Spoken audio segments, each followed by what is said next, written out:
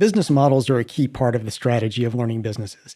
And thinking through who you charge or might charge, what you charge for, how much you charge, and who you might share cost or profits with is a powerful exercise.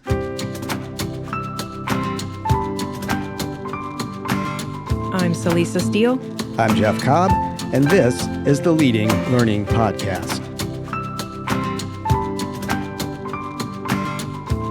Business models are a key part of the strategy of any business, but in our experience, learning businesses often don't devote enough thought to business models. Learning businesses can take a set it and forget it approach to their business model, but in this episode, number 371, we want to make the argument for revisiting your business model periodically. Looking at what products and services to create, to revise, or to sunset is a valuable and essential exercise for learning businesses, and we want to add business models to the list of things that would benefit from regular revisiting. And while we think that many learning businesses probably aren't giving business models enough mental space, we will acknowledge that we're seeing and hearing signs that at least some learning businesses are thinking about business models more. For example, we're seeing growing interest and discussion of subscription models. That'd be one sign of proof that business models are on people's minds. And we've talked about things like, adding coaching to programs and other types of variations in how you're monetizing the value that you offer to your audiences. So there are little signs here and there, but I think a much more focused discussion of business models is still very much in order. And as we frequently do when we discuss something like business models, I feel like a definition is a good place to start. And at its heart, a business model is simply how a business makes money. It is the monetization strategy that goes with whatever products and services a business has to offer. That's right. How do you translate that value that you are providing into actual income, into actual dollars in the bank that you're able to pay people with and continue investing in your money? And of course, we talk all the time about reach, revenue, and impact. Business model is, well, it plays into all of those, but obviously it's central to the revenue part of that triad. And you're unlikely to come up with a completely novel idea for a business model. But I will say I don't think that's bad news. We think there's still room for incremental innovation and maybe some experimentation, this innovation at the edges that we have mentioned before. Yeah, definitely. There's no need to reinvent the wheel here in most instances. So that means that it can really be worthwhile paying attention to what other businesses are doing and specifically what other learning businesses are doing to learn from them. And, while it's usually not the case that you can just take somebody else's business model lock, stock, and barrel, you can pretty heavily borrow the elements of other businesses, business models, and make them part of what you're trying to do to monetize. And so what we would like to do specifically in this episode is take a look at business models and drawing specifically on the examples that we are seeing big learning providers offer to the market.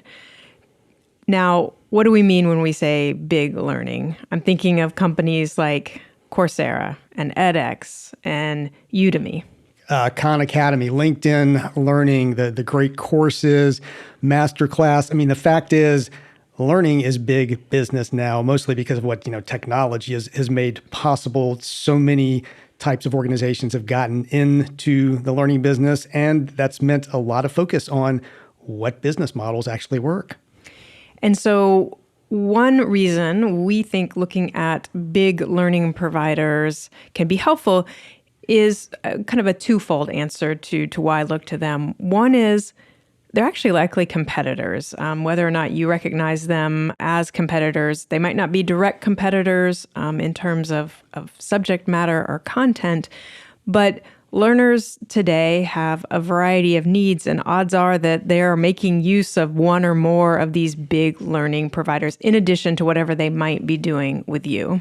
That's right. I mean, there's only so much mind space and time that people have for learning. So yeah, they're going to be looking to a lot of different sources, and these big learning companies are going to be one of them. And I think, You mentioned two reasons. Another one would be that most of these big learning businesses are probably going to have quite a bit more pressure on them to get a business model right and to generate that revenue than probably is going to be felt by most of our listeners. Most of our listeners aren't, venture capital funded. They don't have, they'll have a board of directors possibly sitting there breathing down their neck, but maybe not in quite the same way that these companies that, have investors, have shareholders in the case of, some of these big public companies. So a lot of pressure there to get things right. So a lot of rapid iteration in many instances to arrive at a working business model.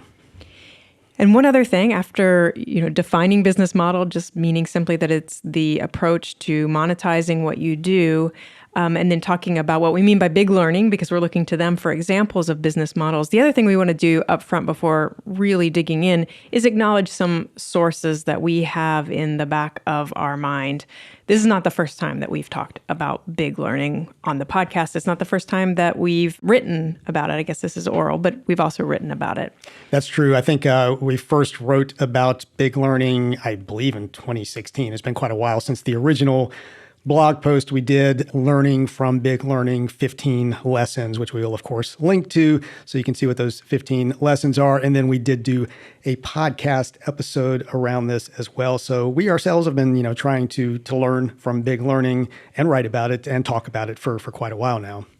And then I also recently saw a blog post by WBT Systems around 7 business model strategies to steal from for-profit online learning providers. So it sort of brought back to mind a lot of what we have thought about and written and talked about in the past. And we thought that it would be great to devote an episode to business models and what we might borrow from big learning. And just a shout out there to the WBT Systems for their blog content. They do consistently put out valuable content that we would recommend to listeners to tune into and make part of your own ongoing learning resources. And so in the show notes for this episode at leadinglearning.com/episode 371, you'll find links to our blog post, our previous episode on big learning, and also a link to WBT Systems post, which of course then will put you on their blog site and you can look at what else they have to offer.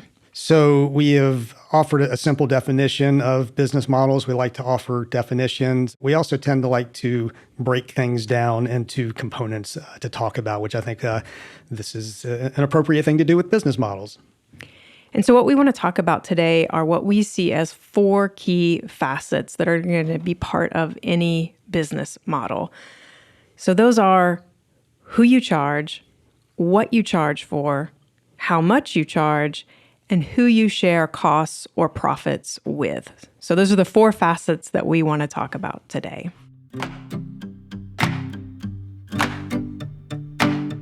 We're grateful to WBT Systems for sponsoring the Leading Learning podcast. TopClass LMS provides the tools for you to become the preferred provider in your market, delivering value to learners at every stage of their working life. WBT Systems' award-winning learning system enables delivery of impactful continuing education, professional development, and certification programs.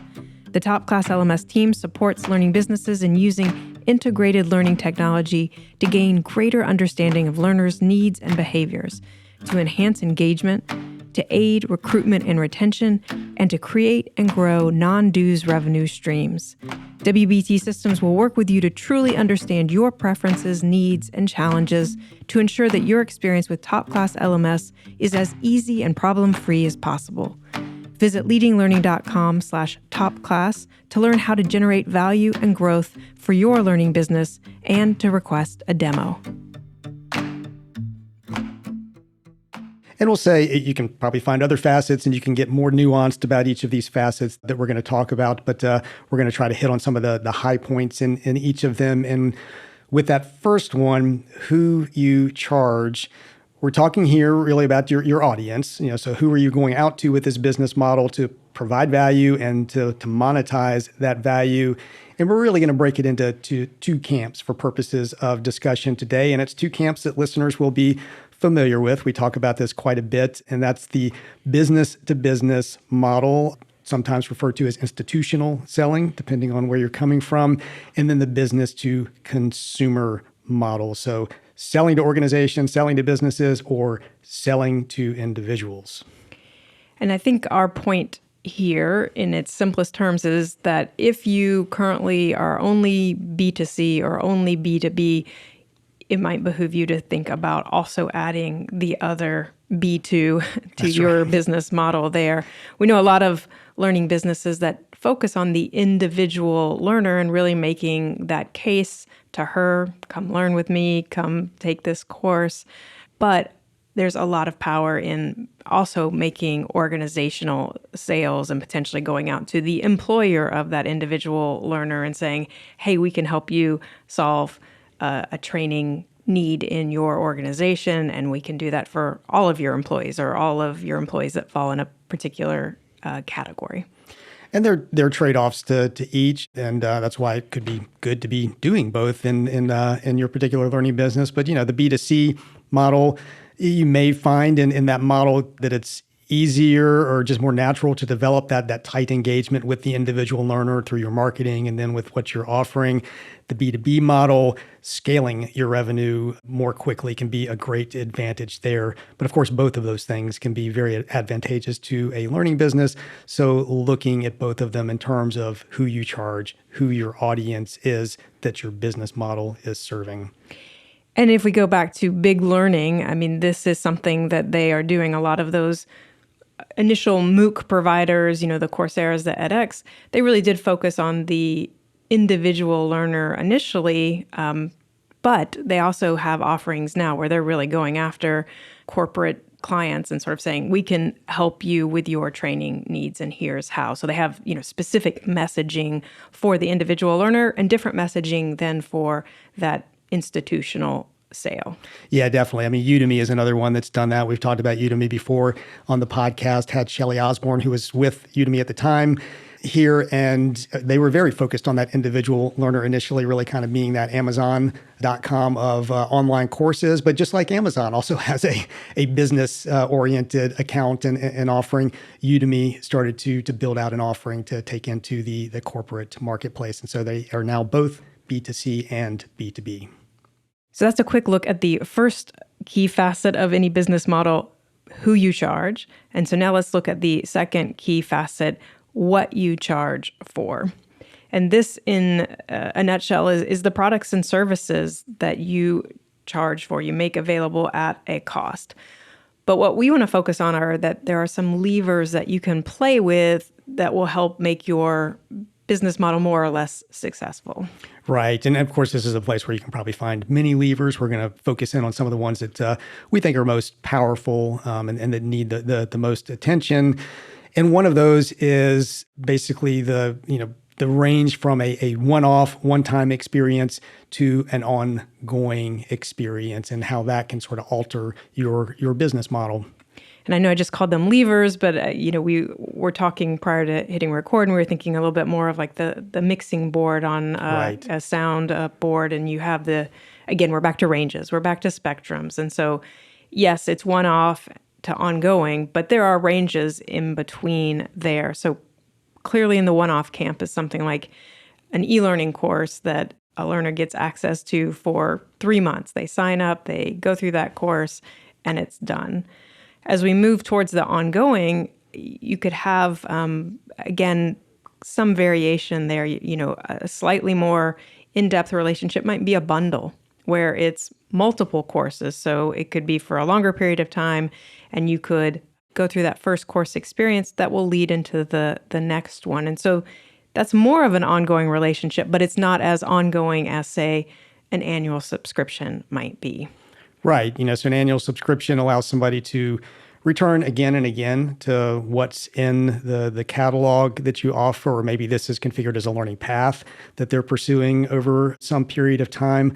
But in general, providing them with a way to not have that just one-time experience, but to continue to engage with you, continue to engage with the content, engage with the experience, which, of course, we know, because of what we know about learning science, can certainly be better for really achieving true, deep, effective learning.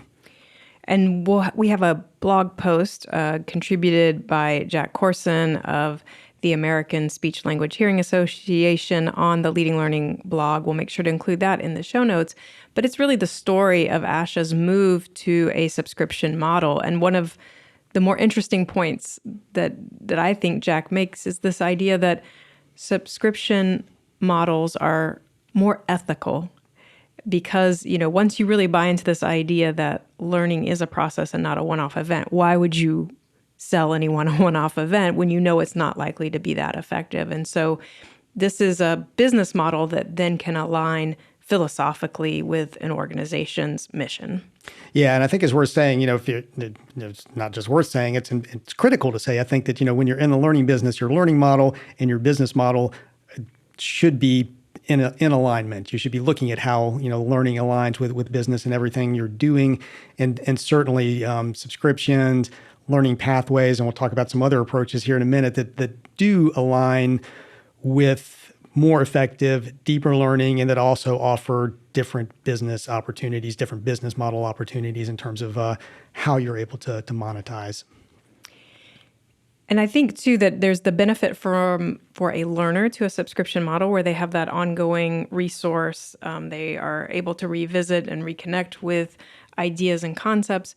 But it's also good for the learning business. You have greater predictability around your revenue. And so that is beneficial and can give you then insight that might allow you to be like, okay, we actually can build this new product line out because we know we're going to be bringing in X this year based solely on subscriptions. And so there's a benefit to the learner, there's a benefit to the learning business to have more of those ongoing, recurring type engagements with learners. Yeah, and to go back to the big learning, that's why a lot of them are very interested in being able to have these sorts of subscription or membership type models, because that does lead to recurring revenue, and investors and shareholders love recurring revenue when it comes to looking at the valuation of a company.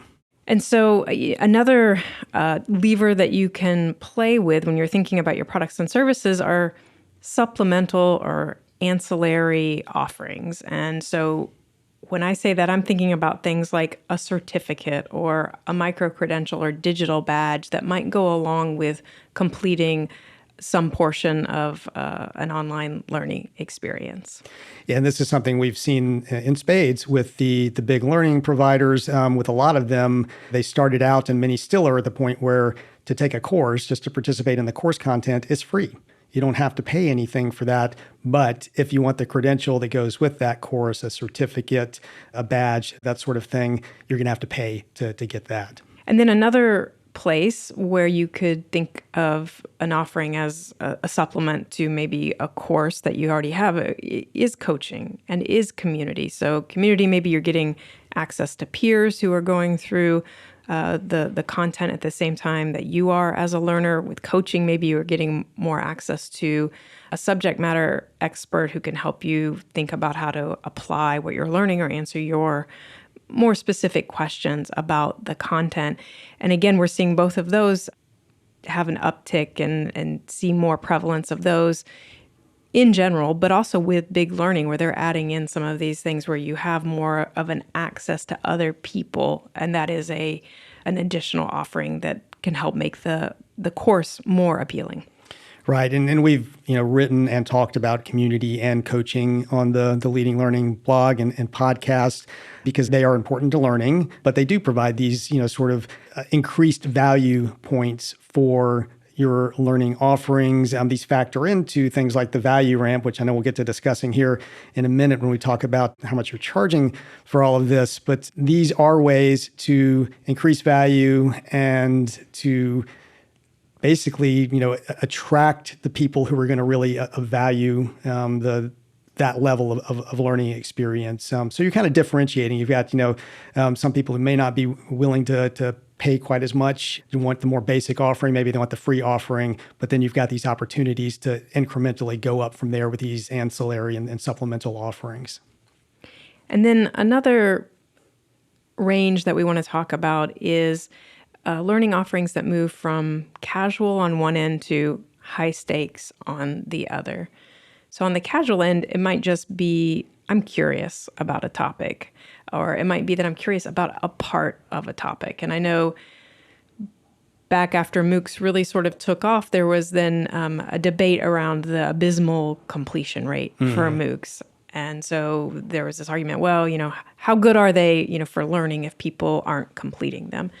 And I think that one of the arguments or explanations of that data that makes sense to me was that people weren't in it to complete it. They went in and they were looking at what interested them, or they needed some small part of that overall massive open online course. And once they got access to that, they were done. Yeah, and it's worth saying, that we're kind of drawing distinctions between these different levers or, dials or, however you want to think about mixing these different components. But of course, there's a lot of overlap between them. They all relate to value in one way or another. And, for example, somebody who is interested in that more high stakes experience is probably interested in the credential that is going to signify that experience and is likely to be somebody who's going to be interested in a learning pathway and staying involved with you over time. So you're kind of hitting, all three of those dials in terms of what you're charging for in your offering, and probably at that point have a very high value offering that's going to be attractive to that specific type of person who's interested in that very high value offering.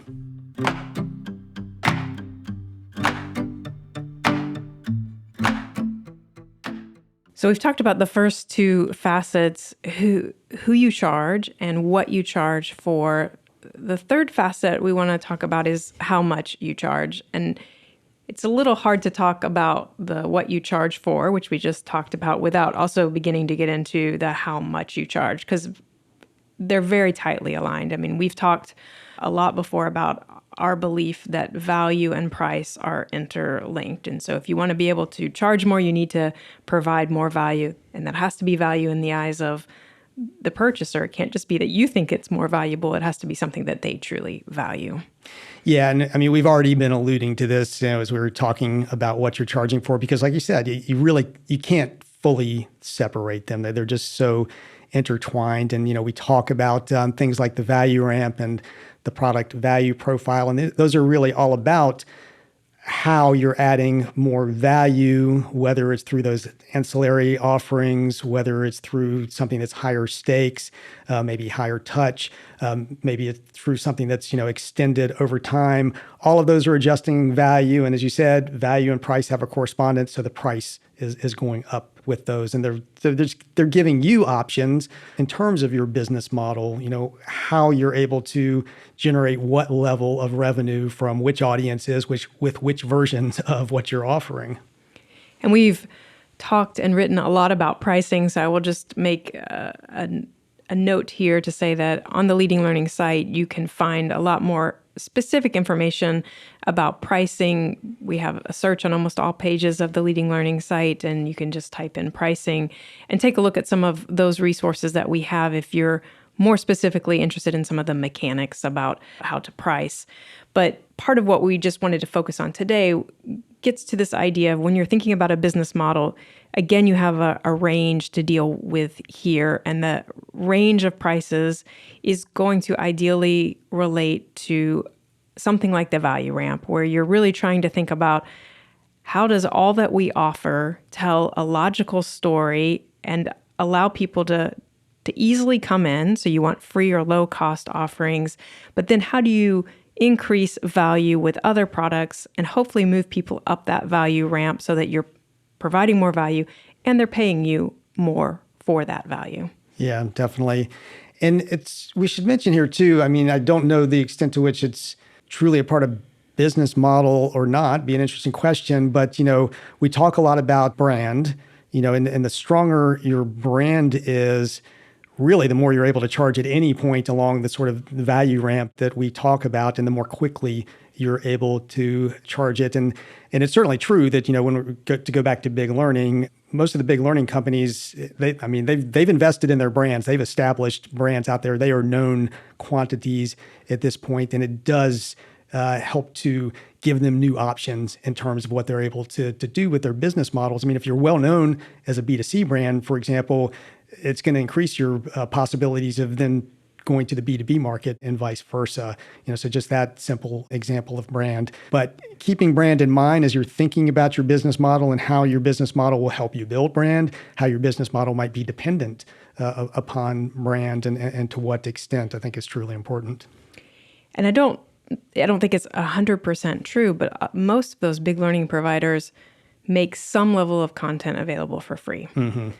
And so, yes, they have strong brands, but they are also really leveraging something like the value ramp, where you can come in, you can sample it, you can hopefully see how high quality and effective it is, and then be willing to pony up some dollars for a little bit more elaborate or a little bit more detailed experience with that provider. And so I think, although we're talking about business models and business models are about monetization, it's important to remember that free often plays a strategic role in how you price things. Yeah, and it's funny. I mean, a business model in a way is almost a process, just like we talk about learning being a process, because you're going to engage it with any given learner or prospective learner at any given point in time. But of course, you want to build that relationship over time. You want to continue to, even if it's for your one-off offerings, you want them to go through multiple one-off offerings, but hopefully you're going to pull them in even deeper than that and become the source that they ask for. They're asking for you by name because they trust what you're delivering to them. And of course, that goes back to brand. If people are asking for your learning experiences by name, then you're in a very strong position with what you'll be able to do with your business model. And one reason that they might ask for you by name is if you have very distinctive content, if it really is unique and it's not something that they can get from someone else, that's going to make you that much more appealing. If you're offering the same type content that others are, well, then you become more of a commodity and it becomes much harder to charge very much for what you're offering. Yeah, definitely. It makes me think again of a company like Udemy, which I don't know how distinctive their content is, but they are distinctive because they have so much content. Mm-hmm. They cover everything. They really can be that one-stop shop, provide everything that a business needs and or an individual needs in terms of training. Most learning businesses are not going to be in a position to do that. So you've really got to look at what's truly distinctive in your catalog that you can offer. And it might be a case where you point your learners to other options and don't worry about building content in a particular area. If it's not where you have true distinctive content or a distinctive point of view to add, it might be better off to point learners elsewhere for that piece of it and really focus on what you can deliver that is unique. Definitely. So we've talked about who you are going after with your business model, who you're going to charge, what you're charging for, how much you are charging. And now I want to talk about a fourth aspect, which may not jump out at people as sort of an obvious area of business model, but really is often fundamental. And that's who you share your costs or profits with. And so the short answer to this would be partners. That's who you might share costs or profits with. And partnership is an area where we think there's a lot of potential for learning businesses. If you can really think through this, potential partners might be the employers. So, who your learners work for, and this gets back to the B2B sales that we are talking about, but you may be able to partner with those corporate employers and really work with them on developing the content. And it could be around content development, it could be around content delivery, it could be around pre-selling to them so that then you actually have the funds to develop. We've also talked some about academic partnerships with learning businesses. That's another area where it could make sense to partner. And certainly with other learning businesses that are non-competitive with you, or maybe the co-opetition, I guess is the term that usually gets used there. Even at this point, your own subject matter experts. In some cases, it's going to be less about are they going to volunteer for you or get paid by you to do this, but maybe how do you actually go into business with them in a meaningful way? But the core behind this is that often when organizations are thinking about their business model, they're just thinking about their own organization and what they can do as a learning business out there. But just a little bit of a pivot to think, what if we actually partnered with, this other business, with this other organization, with the employers that we're serving, or with the subject matter experts we're working with? That could open up some significant new possibilities with our business models. And so then it can get into licensing arrangements or revenue sharing, or I already mentioned pre-selling. So you begin to get into kind of much more mechanical aspects of how the money flows in those situations. But at the core, it's about partnership and who it might make sense to work with. And I think that may need to be the topic for a future podcast, to really talk about partnerships and how to consider, what you're looking for in partners. Are they going to open up, new audiences for you? Are they going to give you access to content that you wouldn't have otherwise, or to opportunities for extending your content, maybe providing some of those ancillary, if I'm saying that I say correctly. ancillary. They provide some of those, extra opportunities that can go with your learning experiences. But there are a number of ways in which partners can provide value within the business models that you could potentially be pursuing.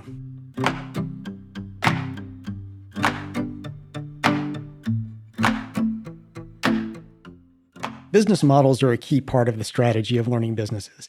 And thinking through who you charge or might charge, what you charge for, how much you charge, and who you might share cost or profits with is a powerful exercise.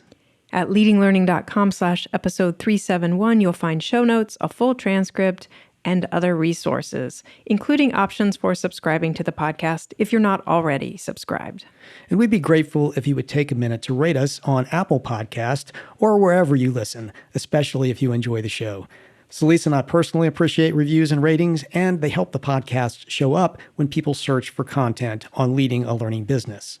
And please spread the word about Leading Learning. You can do that in a one-on-one note or conversation with a colleague, or you can do it through social media. In the show notes at leadinglearning.com/episode 371, you'll find links to connect with us on Twitter, LinkedIn, and Facebook. Thanks again, and see you next time on the Leading Learning Podcast.